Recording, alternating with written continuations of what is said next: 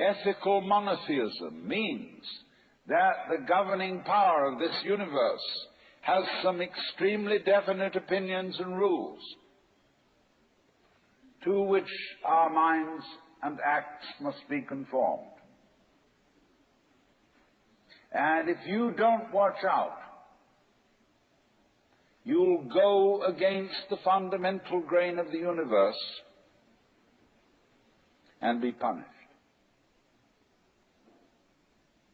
in some way. Old-fashionedly, you will burn in the fires of hell forever. More modern-fashionedly, you will fail to be an authentic person. It's another way of talking about it. But there is this feeling, you see, that there is authority behind the world, and it's not you. It's something else. Like we say, that's something else that's far out.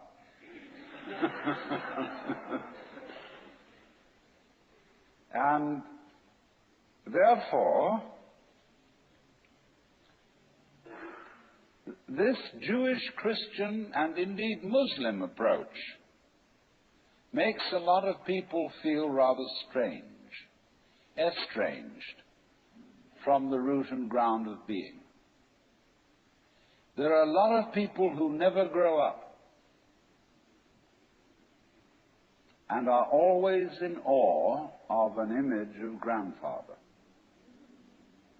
Now, I'm a grandfather. I have 5 grandchildren, and so I'm no longer in awe of grandfathers. I know I'm just as stupid as my own grandfathers were, and therefore I'm not about to bow down to an image of God with a long white beard. Now, naturally, of course, we intelligent people don't believe in that kind of a God, not really. I mean, we think that God is spirit, that God is very undefinable and infinite and all that kind of thing. But nevertheless, the images of God have a far more powerful effect upon our emotions than our ideas. And when people read the Bible and sing hymns, Ancient of Days, who sittest throned in glory, immortal, invisible, God only wise, in light inaccessible, hid from our eyes, they still got that fellow up there with a beard on. It's way in the back of the emotions. And so we should think, first of all, in contrary imagery.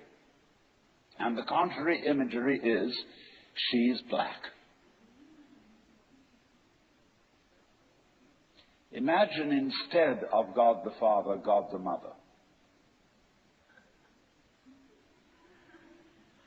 And imagine that this is not a luminous being, blazing with light, but an unfathomable darkness, such as is portrayed in Hindu mythology by Kali, K-A-L-I, the Great Mother,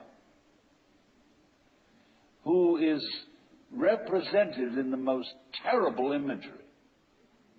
Kali has a tongue hanging out long, drooling with blood. She has fanged teeth. She has a scimitar in one hand and a severed head in the other.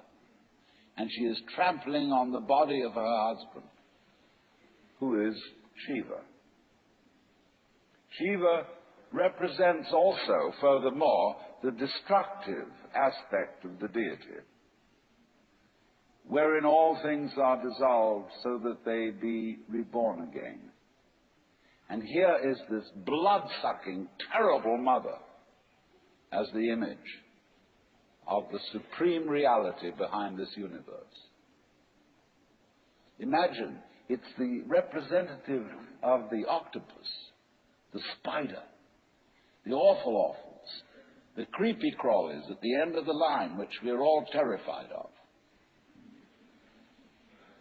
Now that's a very important image, because let us suppose, just for the sake of argument, that all of you sitting here right now are feeling, well, fairly all right. I mean, you're not in hospital. You don't have the screaming memes. You have a sense you probably had dinner and are feeling pretty good.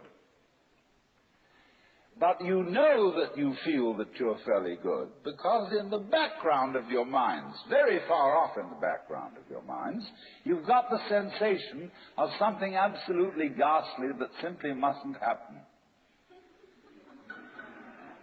And so against that which is not happening, and which doesn't necessarily have to happen, but by comparison with that, you feel pretty all right.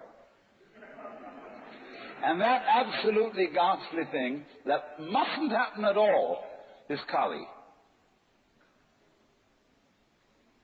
And therefore, at once, we begin to wonder whether the presence of this Kali is not in a way very beneficent.